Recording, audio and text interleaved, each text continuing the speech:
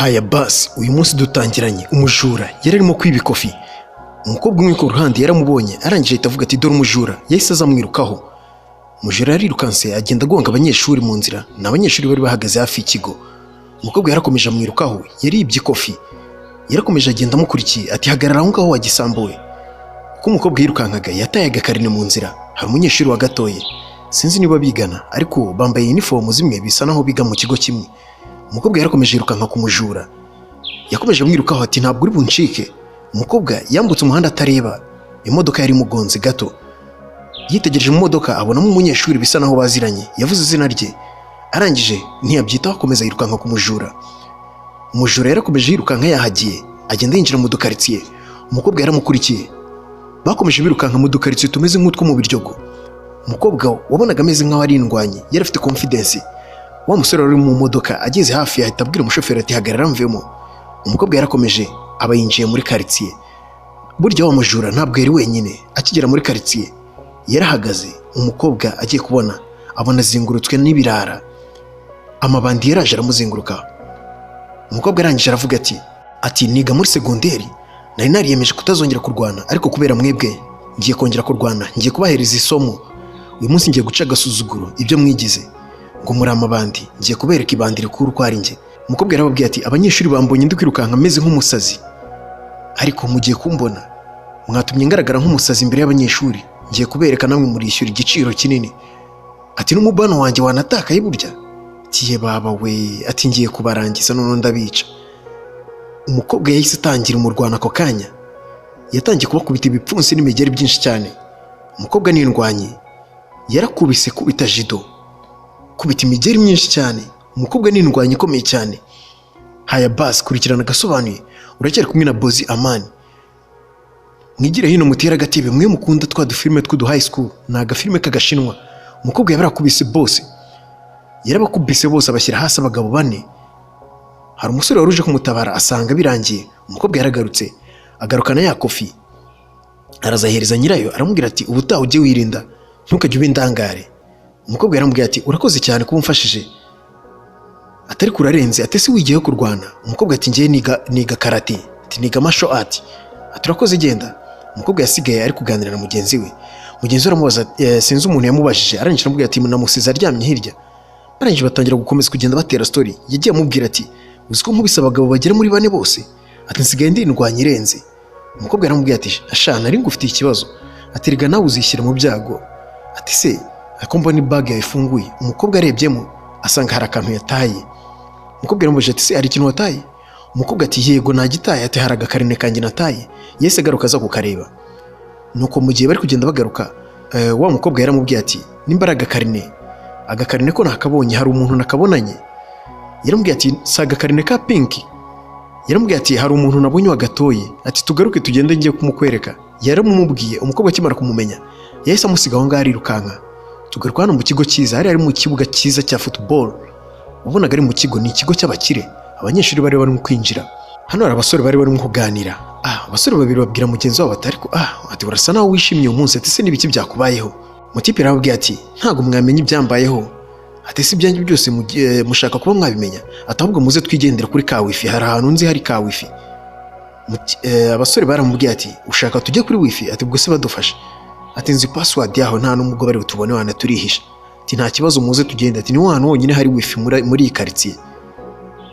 Ako kanya wa mukobwa yaraje ahita agera kuri wa musore wari watoraguye agakarine. Ati none aha ndakubwiye ngo mpereza ikarine yanjye watoraguye. Umusore yaramubwiye ati njyewe? Ati se hari deni ngufite, hari ubwo nigeze nyikwiba se? Ati ndinda njya kuguhereza iki se? Ba basore nabo batangira kumufasha. Ati se hari icyo twagutwaye? Umukobwa yaramubwiye ati gabanya iyo mikino ngenda gukubita. Umusore yaramubwiye ati nkeneye ko unyubaha, niba utashaka kunyubaha nta kintu turi buvugane. Umukobwa yaramurekuye. Arangije aramubwiye ati ngaho mpereza ikarine yanjye nta kibazo nakurekuye. Umusore yaramubwiye ati wansatse? Ati nsaka. Ati uratekereza ko hari ikarine yawe natwaye? Ati nyimaze iki se? Umutipe yari ari guseka birasa naho ari kumujijisha, yari kumukinisha.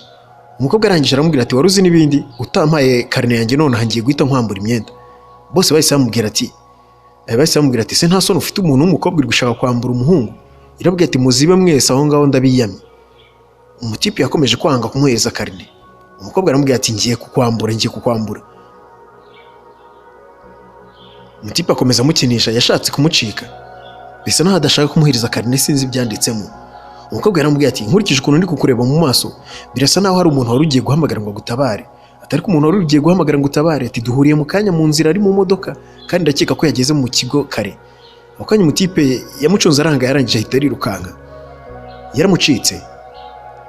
Tugaruka hano mu kigo, abanyeshuri bari barimo gutambuka, barakomeje barirukankana. Umukobwa akomeza agenda akurikiye wa musore, ariko umusore yanze kumuhereza karine yiwe.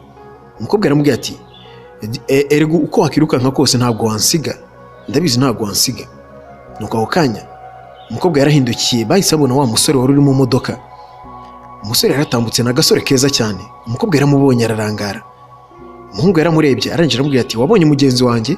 Ati ese ugize ubwoba? Ati niwe ugiye kuntabara. Ati ngaho wongere unkoreho. Baje birukanka bahita bagonga wa musore. Wa mukobwa araza, sinzi ukuntu yaragiye gufata wa muhungu. Arangije wa mukobwa abafashe ipantaro ya wa musore, arangije amwitegereza mu maso. Umusore yaratunguwe, bose baramwitegereje, abanyeshuri bose barumirwa. Yafashe amapantaro, sinzi ikibaye, bose barahagaze baratungurwa. Abasore baramurebye, burya yamushwanyaguriye ipantaro. Uko yafashe ipantaro ye yarayishwanyuye. Barangije bahita babona ko yari yambaye boxer ishushanyijeho inyoni. Abanyeshuri batangira kumusereza, atakanyoni karakaye, atakanyoni kakarakare. Baramuserereje. Umutipe yakuyemo ikoti arangije ararikenyera, ahita ko yitoragura ibage yiwe ashyira ku rutugu arigendera. Bari bazi ko agiye kumukubita. Umukobwa yaratunguwe, yatunguwe n'umutima mwiza umuhungu agira. Umukobwa arangije aravuga ati mana we, ati ntabwo nanamusaba n'imbabazi koko n'ibintu umukoreye. Umusore yarabihoreye ahita arigendera. Abasore bose bahise basigara aho ngaho, abanyeshuri basigara bari guseka. Kagakobwa agasigara kabitekerezaho kibaza ibintu bibaye ako kanya. Ako kanya tugaruka ku bandi banyeshuri bari kwinjira. Abanyeshuri bagendaga baganira. Nuko aho ngaho directeur yari gutanga amatangazo muri mikro y'ikigo. Nuko wa musore watwaye karine ya wa mukobwa araza, ahita amubwira ati aturimo kunyirengagiza, nari ndimo kukuvugisha ariko wanyirengagije.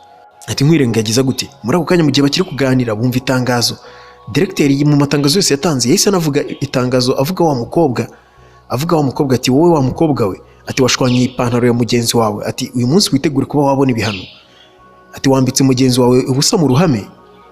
Ako kanya umusore yaramuserereje aramubwira ati windakarira ntago ari njye biteye, disinge wakubwiye gushwanyure nta nubwo nakureze. Barakomeje baraza.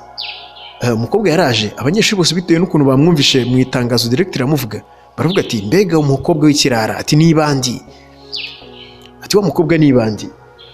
Nuko barakomeje baramuserereza, arangije umukobwa ararakara. Nuko wa muhungu araza, wa musore atangira kuza agerageza kuba yamuturisha. Nuko barakomeje bageze imbere bahita babona agatimu k'abakobwa n'abandi banyeshuri bari kumwe. Nuko wa mukobwa aravuga ati si ya timu ya Zuwan, ati ni ya fan club yiwe nashakaga kuzajoininga. Nuko ba bakobwa baraje babwira wa mukobwa ati ugomba kujya gusaba imbabazi Zuwan. Ni umukobwa witwa Yola. Arangije aramubwira ati ugomba kumusaba imbabazi bitewe n'ibintu wamukoreye. Aturatekereza ati ibibazo ibintu wakoze, kuba wafashe ukamushwanyirira ipantaro muri public. Ati abanyeshuri bose bamubonye, babonye na boxer yiwe, bose bari kumuserereza, bari kugenda bavuga ngo yambaye boxer ngiriho akanyoni karakaye. Atugomba kumusaba imbabazi. Umukobwa aravuga ati none se ngiye hari kosa nakoze ko byabaye kumanuka? Barakomeje bose baramuseka, bose baramwitegereza.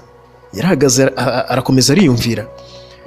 Barakomeje barabimwumvisha, bisa naho ari we chef ten wa classe. Yarakomeje aramubwira ati ugomba kumusaba imbabazi uko byagenda kose, ibyo wigize, ati waba uri indwanyi waba uri iki, ugomba gusaba imbabazi. Iki ni ikigo cy'amashuri, ntago hano ari mu isoko cyangwa mu kigo cya karate. Ntabwo uba ugomba gukora ibyo wishakiye byose. Umukobwa yarababwiye ati nta kibazo ngenda ndasaba imbabazi. Atari ko se wonsaba imbabazi ari hehe? Mu gihe bakira aho ngaho wa muhungu yaraje.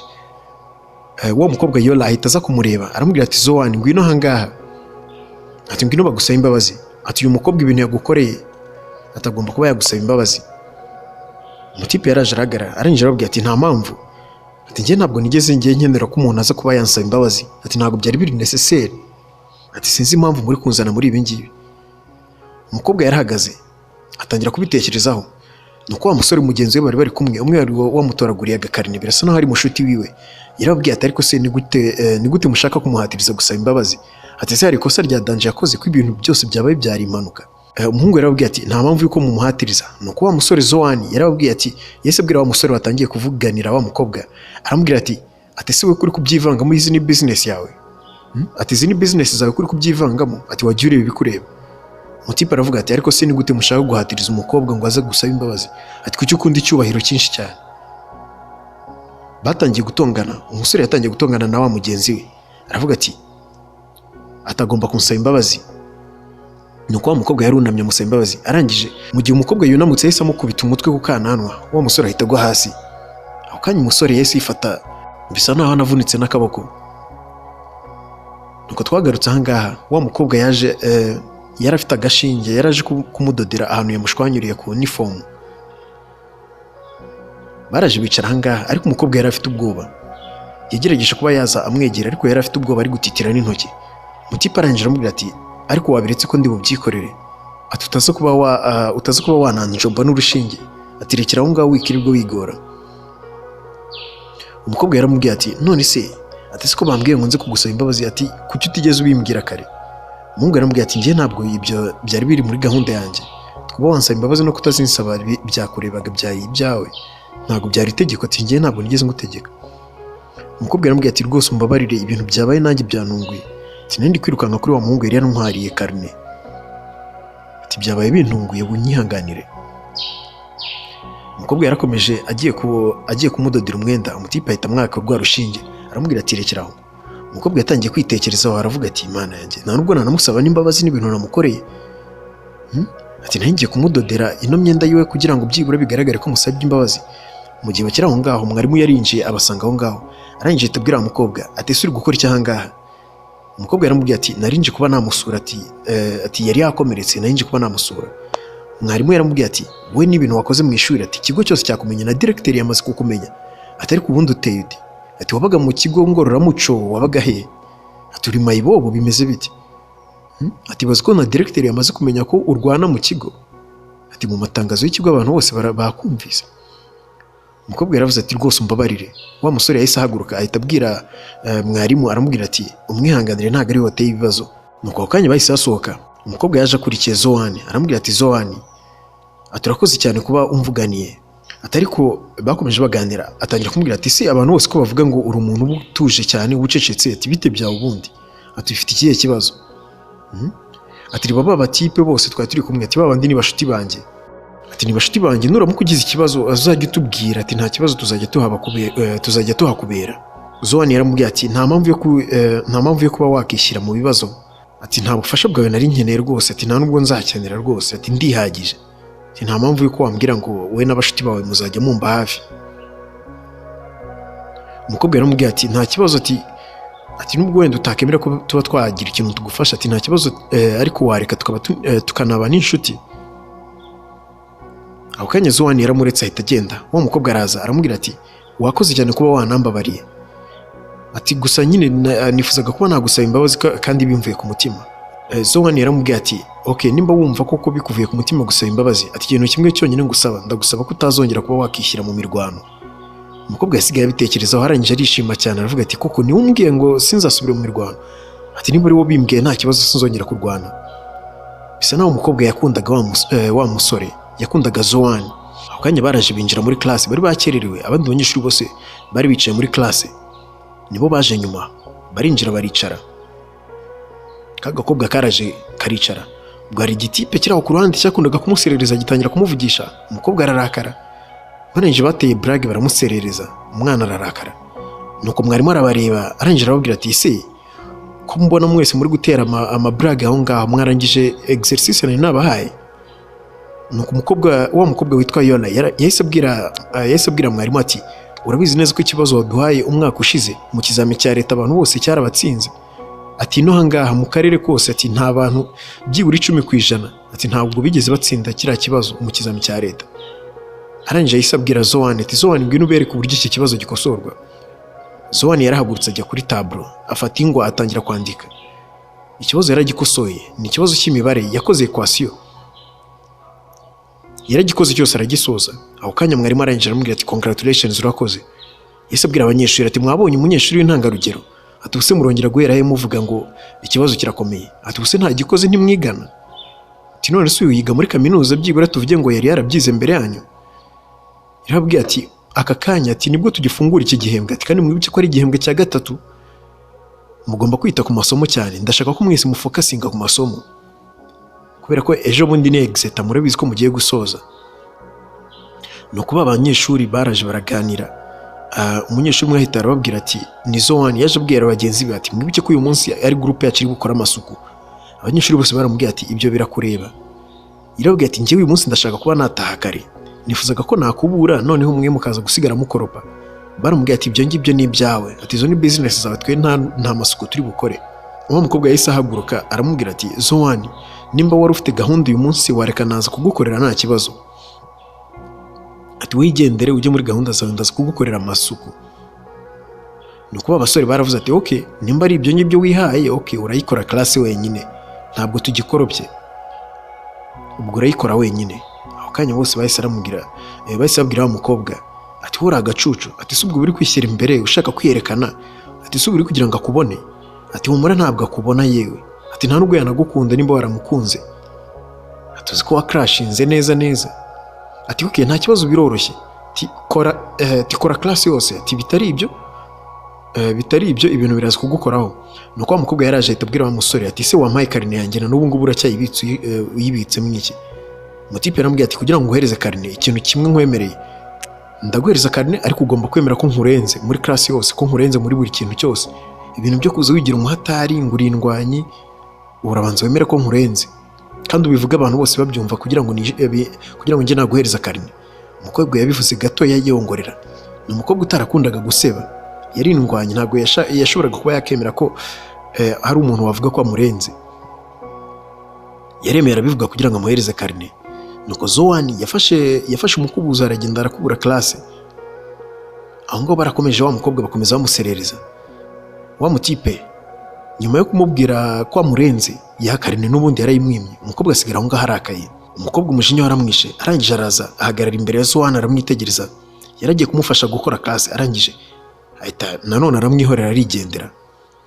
Tugaruka hanze, babanyeshuri babashuti ba wa mutipe bamutwaye karine. Ntabwo ndamenya izina rye neza, ndaza kuri babwira nindi menya.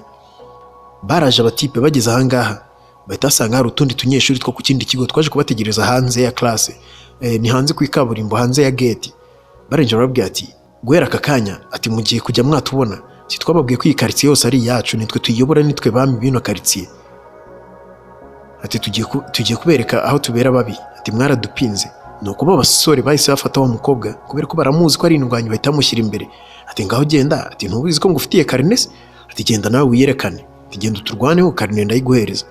Umukobwa yahise azaho ngaho aripanga, bahise bafata ibiti ahita atangira gukubita imbaho arazivunagura, azikubita ibipfunsi n'imigeri. Umukobwa ni indwanyi, yari afite imbaraga nyinshi cyane. Umukobwa yitwa Diane. Mutipe yaraje aramubwira ati ako se Diane, ibintu ukoze urabona ari byo? Njye nakubwiraga ko nshaka ko abatipe batera ubwoba, ati none se kuvunagura ibiti urabona ari byo bibateye ubwoba? Abatipe barahagaze baramwihorera. Arangije umutipe arababaza ati se koko mugize ubwoba? Barangije ataha, ati twabonye ufite girlfriend, ati ubwo mushatse gusobanura iki? Ati ufite girlfriend w'umusazi, ati uwo musazi se twahangana nawe? Ati we genda urwane nawe niba ushaka kurwana nawe. Bahise bigendera. Tugaruka hano, Diane yari yajyanye na Pazo basohokanye bari kunywa kaji, ako wabonaga bari gukina bicaye aho ngaho. Nuko barangije mu kanya wa mutipe aratambuka, Zoan atambuka mu modoka, yarababonye. Nyuma yaho bahise bataha baza mu rugo. Diane ageze mu rugo ahita abwira papa ati papa nahageze, ati natashye. Batahanye na Pazo ahita avuga ati uncle nanjye naje. Nuko ako kanya papa wa Diane yahise ahaguruka ahita abwira Pazo ati egerayo. Ahita azabwira Diane ati Diane, ati ibintu wakoze ni ibiki? Ati mwarimu yampamagaye yakundegeye, ati wakoze amabara ku ishuri warwanye, ati wanashwanye ipantaro ya Zoan. Nuko kanya yaramwitegereje, arangije abona ku kaboko kiwe hari hameze ukuntu. Yarangije aramubwira ati ndabibona wanavunitse, ati warwanye? Umukobwa arabihakana. Akoze ku kaboko umukobwa ahita avuza induru. Nuko kanya yabwiye Pazo ngo natahe. Nuko Diane asigara aho ngaho wenyine, umusaza akingaho. Nuko umunyeshuri umwe yahagaze hanze aza kubwira Diane ati uyu munsi nakubonye uri gukubita punching bag, ati se byari byagenze gute, wari uri mu iyihe gahunda? Ako kanya Diane yahise amusohokana, araza amuzana hirya aho papa yiwe atumva. aramubaza ati se ni iki kikugenza? Umutipe ahita amuhereza ka gakarine ati twe twabyumvikanye nawe nabikwemereye ko nza kukaguhereza, ngaho akira agakarine kawe. Arangira amubaza ati se hari ikintu wigeze ubona? Umutipe aramubwira ati nabibonye, ati ibintu wanditsemo nabibonye. Umukobwa aramubwira ati mana ati ibintu byanjye nanditse wabibonye? Ati nabibonye shati, nabibonye ko wana crashingiye Zoan wirirwa umwandikaho, wandika uburyo ari mwiza, uburyo ateye, ahantu ajya hose ugenda wandika buri kimwe cyose, ati waramukrashingiye. Umukobwa yahise yumva mwaye, aramubwira ati ariko kuki wanyinjiriye? Ati niyo mpamvu wanze kunsubiza karine yanjye kuva kare hose? Ati washakaga kuba wagenda ngo usome buri kintu cyose, ati ariko nzagukubita nuramuka wongeye kunkinisha. Agakobwa ka Diane nakarwanya, hari utuntu kikoze kamwereka uburyo gashobora kumukubita, kamwereka udutekinike, kamubwira ati ngaho taha wa mushenzi, titaha cyangwa nze ngukome. Umutipe yahise ahindukira aritahira. Agakobwa karaje kinjira mu nzu kararyama, gatangira kwitekerezaho ati mana we, ati ibintu byanjye byose yabibonye, amabanga yanjye yose yagiye hanze. Sinzi ukuntu kahise gahaguruka, sinzi ikintu katoraguye, kifata mu nda, kahise kagenda kirukanka mu nda hari arimo kukarya. Gahita gafata, kahise ni Diane, kahise kambara ikote, gahita gasohoka karagenda kajya ahantu muri supermarket. Nuko Diane amaze kugera muri supermarket, sinzi hari undi munyeshuri wari urimo, yarahageze arikanga, ni Zoan yarahindukira amureba.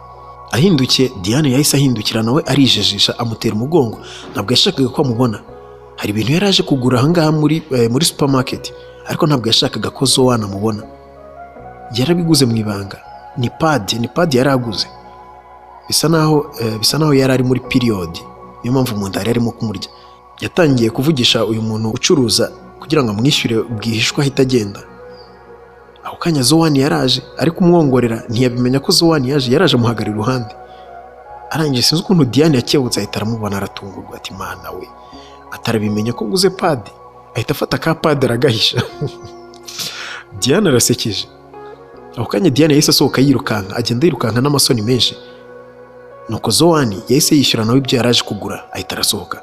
Tugaruka hano, Diane yahise aza ahangaha kuri sink, ni kuri lavabo yo mu rugo. Episode ya mbere ni ahangaha igarukiye. Ibuka gukanda subscribe niba utarayikanda, kandi witegure episode ya kabiri. Ejo bundi turaje tuyiguhereje. Ndabakunda cyane.